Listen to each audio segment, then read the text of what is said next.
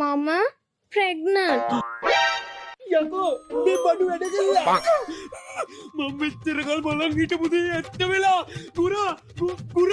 අඩෝ thank you ගුරා උඹ මාව තාත්තා කෙනෙක් කරාට අවුරුදු ගානක් පෙරුම් පුරලා මං හිටපු දේ උඹට අද ලබලා දුන්නවා බබා ඔයා මාවද තාත්තා කෙනෙක් කරා ඔයාට පින් ඒ කියන්නේ අම්මට ගහන්න නෑ නේද බබා? පිස්සුදානේ මෙච්චර හොඳ දෙයක් වෙලා තියෙද්දි ඇයි මං ඔයාට ගහන්නේ අනික ඇයියෝ හිතන්නේ මං ගහයි කියලා නෑ ඉස්කෝලේ යන කාලේ මම ප්‍රෙග්නන්ට් වෙලා අපේ අම්මා මට හොඳටම ගැහුවා. හැමිනෙනවා සුසත නිසල බව අද කුමට තිබුණේ නම් අද උදට නොවේ මේ තරම් සිසුම් මට කියනවාද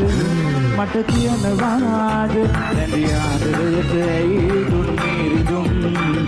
සුසත නිසල බව අද කුමට තිබුණේ නම් අද උදට නොවේ මේ තරම් සිසුම්